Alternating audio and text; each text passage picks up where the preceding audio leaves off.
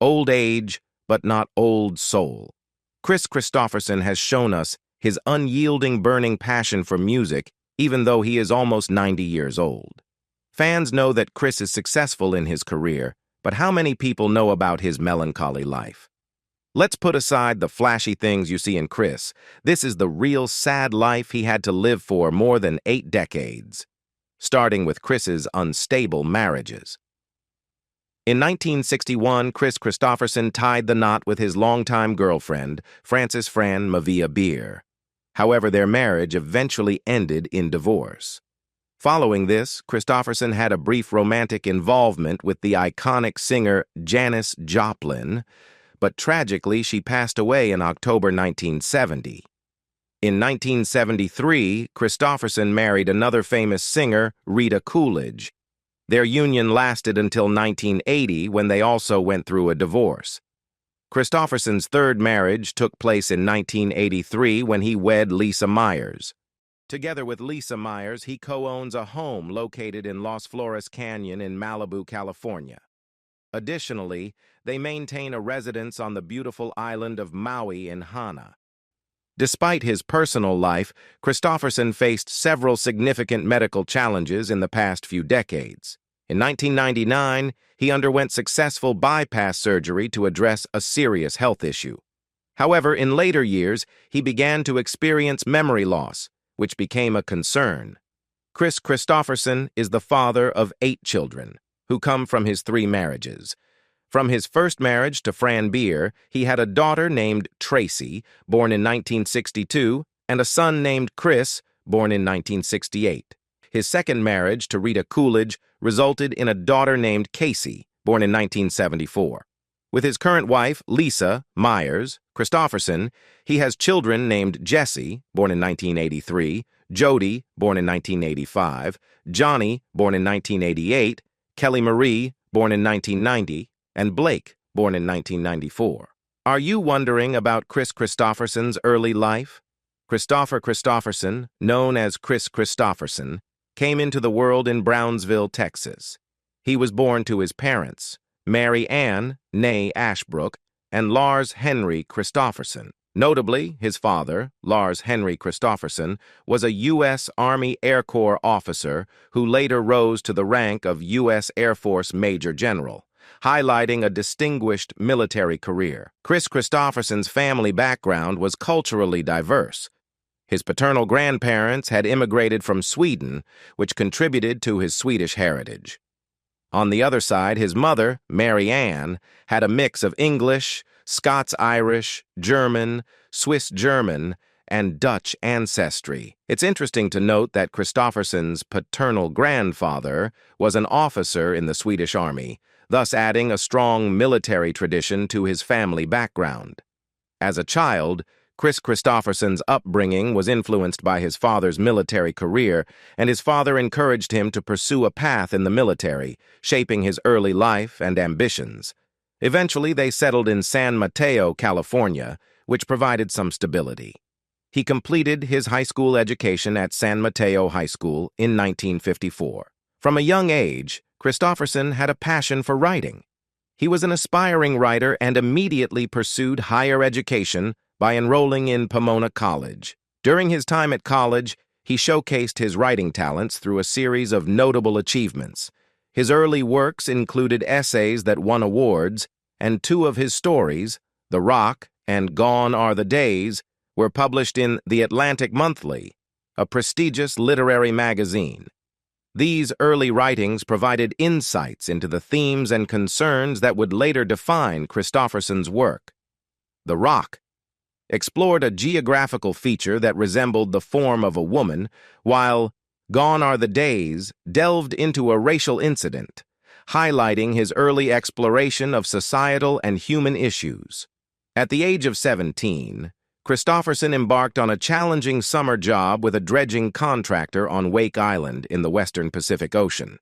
He later described it as the hardest job I ever had, underscoring his work ethic and willingness to take on demanding tasks, a quality that would serve him well in his future endeavors. Kris Kristofferson's educational journey took him to Pomona College, where he had a significant impact on both his academic and later professional life.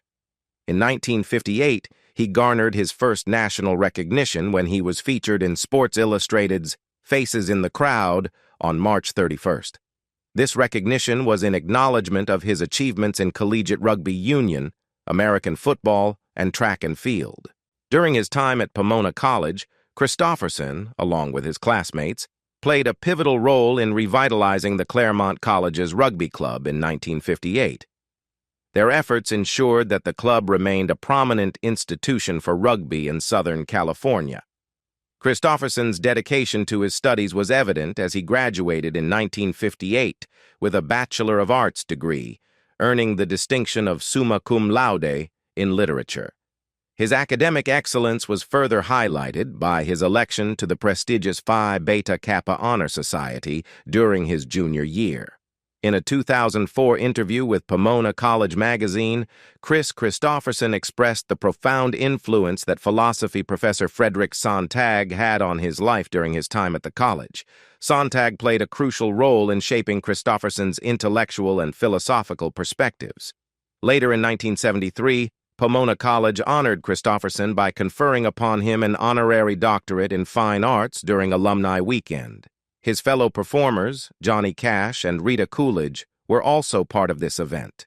Notably, the award was presented to him by his mentor, Professor Sontag, demonstrating the enduring impact of their relationship and the profound recognition of Kristofferson's achievements by the college.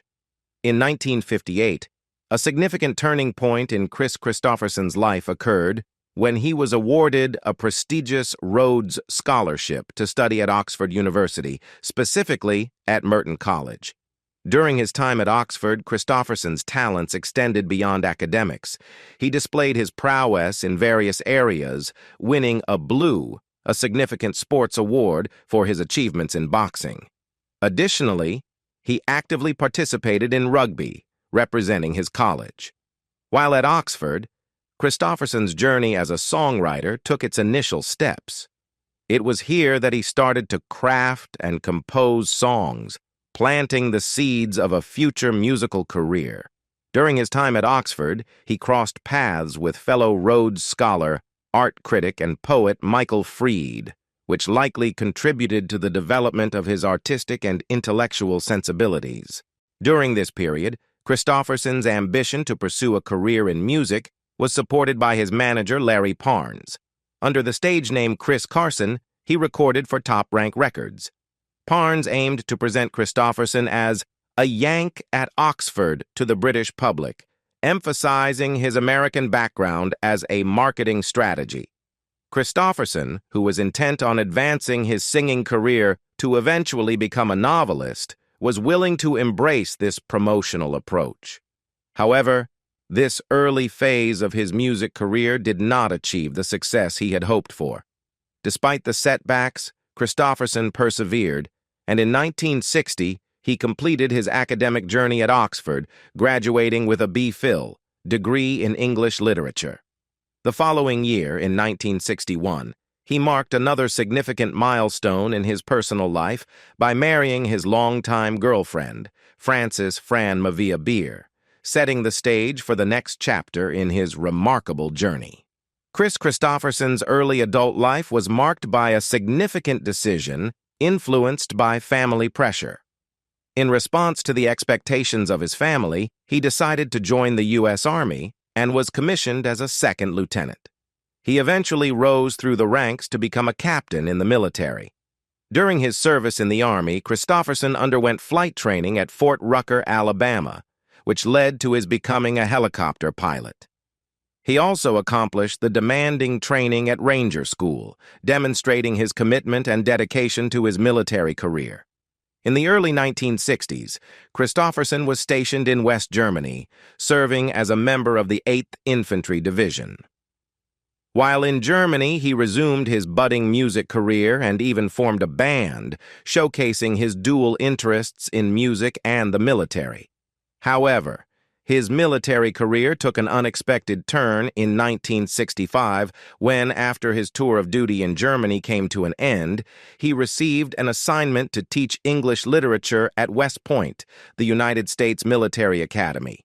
Instead of following through with this assignment, Kristofferson made a bold decision to leave the Army and pursue a career in songwriting.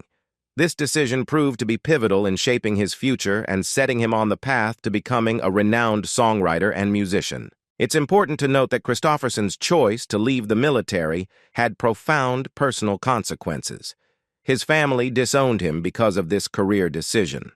There is some ambiguity in the sources regarding whether they eventually reconciled. Kristofferson's decision was seen by his family as a rejection of their values and traditions, although he maintained pride in his military service. This pride was evident when he received the Veteran of the Year award at the 2003 American Veterans Awards ceremony, highlighting the recognition and appreciation he received for his time in the military despite the initial family tensions. After leaving the U.S. Army in 1965, Kris Kristofferson made a life-altering move to Nashville to pursue his dream of a music career. However, life in the music industry was far from glamorous at the start. He faced financial hardships, primarily due to medical expenses incurred for his son's defective esophagus. These difficulties eventually led to the dissolution of his marriage. In Nashville, Kristofferson initially took on odd jobs to make ends meet while striving for success in the music industry. His determination was unwavering, and he was determined to establish himself as a songwriter and artist. To sustain himself, he began working as a janitor, sweeping floors at Columbia Recording Studios, one of the prominent recording studios in Nashville.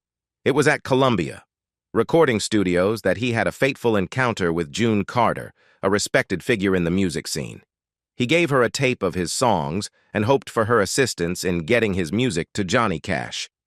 Although June Carter did deliver the tape to Cash, it was placed among a large pile of other submissions, initially receiving limited attention. Simultaneously, Kristofferson balanced his pursuit of a music career with a job as a commercial helicopter pilot for Petroleum Helicopters International, PHI, based in Lafayette, Louisiana. He would spend a week working as a helicopter pilot on oil platforms in South Louisiana, and then return to Nashville to pitch his songs, spending another week writing music.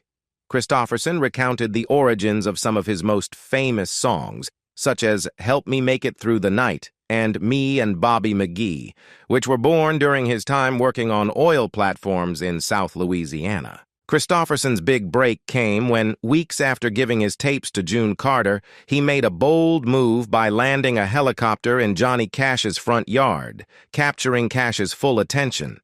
There's a legendary story about Kristofferson arriving with a beer in one hand and songs in the other. But Kristofferson later clarified that this particular account was untrue. He admitted that it was a rather intrusive act, but it served its purpose by gaining Johnny Cash's recognition. Upon listening to Kristofferson's song Sunday Morning Comin' Down, Johnny Cash was deeply impressed and decided to record it. The song became a hit, and in 1970, Kristofferson received the Songwriter of the Year award at the Country Music Association Awards for this composition. This was a pivotal moment in his career, and his journey in the music industry began to gain momentum. In 1966, Dave Dudley released a successful Kristofferson single, Vietnam Blues. Over the next few years, more of Kristofferson's original songs made their way onto the charts through performances by various artists, including Ray Stevens, Jerry Lee Lewis, Faron Young, and others. In 1971, the late Janis Joplin, who had previously dated Kristofferson, released a #1 hit with his song Me and Bobby McGee from her posthumous album Pearl. This song stayed at the #1 spot on the charts for an extended period, further elevating Kristofferson's reputation as a songwriter. Kristofferson himself ventured into the recording industry by signing with Monument Records. His debut album, Kristofferson, released in 1970, featured a mix of new songs and previously written hits. While the initial sales were disappointing, This album found success the following year when it was re-released under the title Me Amp Bobby McGee. This marked a significant step in Kristofferson's career as a recording artist. His compositions continued to be popular, with artists like Ray Price, Joe Simon, and others recording his songs. In 1972, he acted in the film Cisco Pike and released his third album, Border Lord, which consisted of all new material. In addition to his music career, Kristofferson expanded into acting, making his debut in the film The Last Movie, directed by Dennis Hopper. He also performed at the Isle of Wight Festival, with a portion of his performance included in the compilation The First Great Rock Festivals of the 70s. Following his initial successes in the music industry, Kris Kristofferson shifted his focus towards acting, making a name for himself in the world of film. Throughout the 1970s and 1980s, he appeared in various notable films and established himself as a respected actor in Hollywood. One of Kristofferson's most significant film roles during this period was in the romantic drama A Star is Born, 1976, alongside Barbra Streisand. His performance in the film earned him a Golden Globe Award for Best Actor, highlighting his acting talent. At the peak of his box office success, Kristofferson turned down offers for roles in William Friedkin's Sorcerer, 1977, and the romantic war film Hanover Street, 1979. However, his solo musical career faced challenges during this time, with his ninth album, Shake Hands with the Devil, failing to chart. Kristofferson's career continued with various roles in both film and television. He starred in the two-part NBC TV movie Freedom Road, 1979, which did not receive strong ratings. In 1980, he took on the lead role of Sheriff James Averill in Michael Cimino's epic and controversial anti-Western Heaven's Gate. Although the film was a financial disaster that significantly impacted Kristofferson's Hollywood A-list status, it garnered critical acclaim in subsequent years. Kris Kristofferson's acting career has been marked by a diverse range of roles and performances, showcasing his versatility and enduring presence in the world of film and television. Following his early singing success in the 1970s, Kris Kristofferson's life took a new turn when he met and married the talented singer Rita Coolidge in 1973. Their union marked not only a personal connection, but also a creative collaboration as they released an album together titled Full Moon. The album was well received, featuring numerous hit singles and earning Grammy nominations. The success of Full Moon further solidified Kristofferson's position in the music industry. However, the trajectory of his music career wasn't consistently upwards. His fifth album, Spooky Ladies Sideshow, released in 1974, didn't perform well commercially, setting the tone for much of the remainder of his musical journey. While artists like Ronnie Milsap and Johnny Duncan continued to record Kristofferson's songs with success, his distinctively rough voice and his anti-pop sound limited the size of his own audience. During this period, other artists found immense success by covering Kristofferson's songs. Willie Nelson, in particular, released an album in 1979 titled Willie Nelson Sings Kristofferson, which reached number 5 on the U.S. country music chart and achieved platinum certification in the U.S. This album served as a testament to the enduring appeal of Kristofferson's songwriting. In 1979, Kris Kristofferson had a unique opportunity to participate in the historic Havana Jam Festival in Havana, Cuba, which took place from March 2 to March 4. He shared the stage with an impressive lineup of artists, including Rita Coolidge, Stephen Stills, the CBS Jazz All-Stars, the Trio of Doom, Fania All-Stars, Billy Swan, Bonnie Bramlett, Mike Finnegan, Weather Report, and Billy Joel. The festival also featured a collaboration with Cuban artists like Ira Carey, Pacho Alonso, Tata Guinez, and Orquesta Aragon.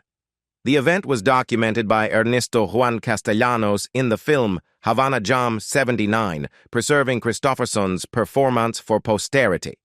On November 18, 1979, Kris Kristofferson and Rita Coolidge made a memorable appearance on The Muppet Show. Kristofferson sang Help Me Make It Through the Night with the iconic Miss Piggy, while Coolidge performed We're All Alone with Forest Animals.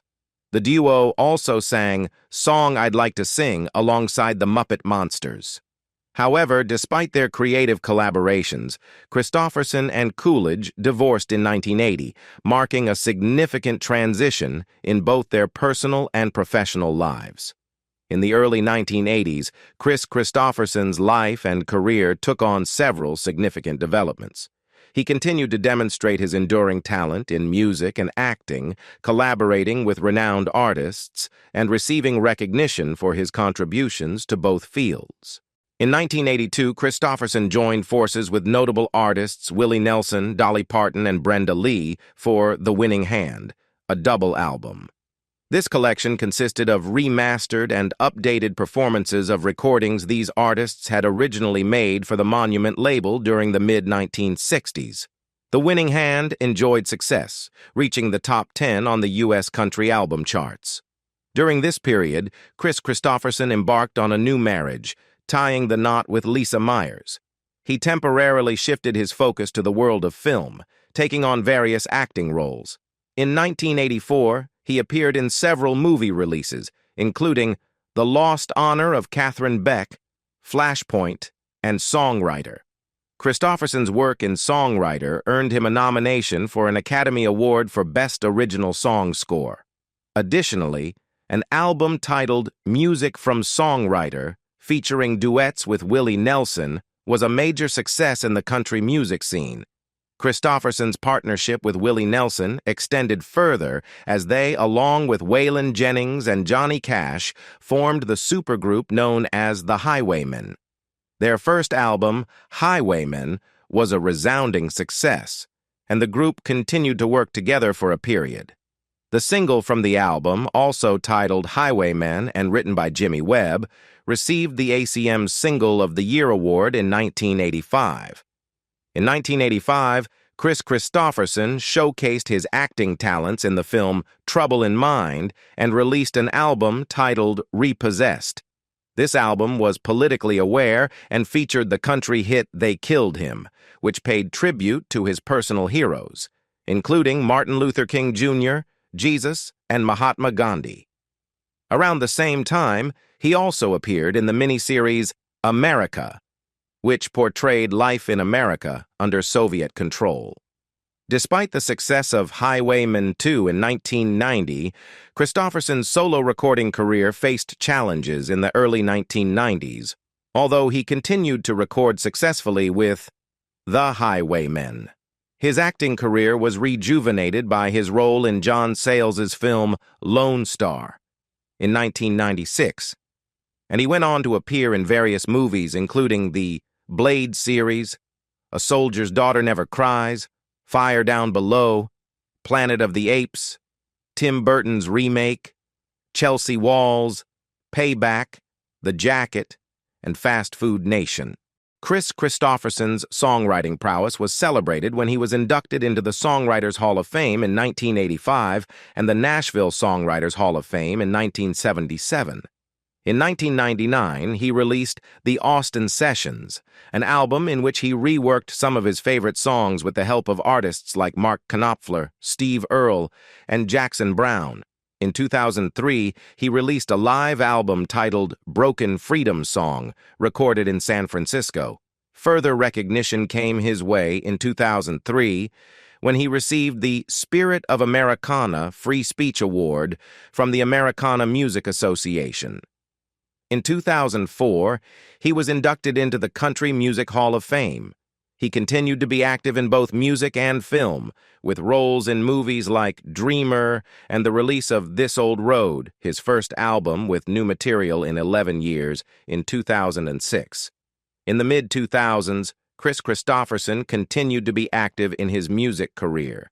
He appeared on CMT's Studio 330 sessions in July 2007, performing many of his hit songs. In June 2008, he participated in a special taping of a PBS songwriter series alongside Patty Griffin and Randy Owen, performing acoustic sets. Kristofferson released a new album called Closer to the Bone in September 2009 and received the BMI Icon honor in November of the same year. He also worked on various musical projects, such as the album Ghost Brothers of Darkland County, in collaboration with John Mellencamp and Stephen King. In 2010, a collection of demos recorded during his time as a janitor at Columbia was released. He continued to perform live, including a solo acoustic show in 2011 and the release of a new album called Feeling Mortal in early 2013. Kristofferson even ventured into voice acting, portraying Chief Hanlon in the video game Fallout New Vegas. He also recorded The Cedar Creek Sessions in Austin, which received a Grammy nomination in 2016. Kristofferson covered Brandi Carlile's Turpentine and performed Joni Mitchell's A Case of You in 2017 and 2018, respectively. In 2019, he was announced as one of the supporting artists for a Barbra Streisand concert in London. However, in January 2021, it was reported that Kris Kristofferson had retired, with his last full performance taking place in February 2020 at the Sunrise Theater in Fort Pierce, Florida. What do you think about Kris Kristofferson's nearly 90 years of life? Leave us your comments in the section below. We hope you have found this helpful video. Don't forget to leave a like, share, and subscribe to the channel if you like it. Thank you for watching this and see you in the next videos. Goodbye.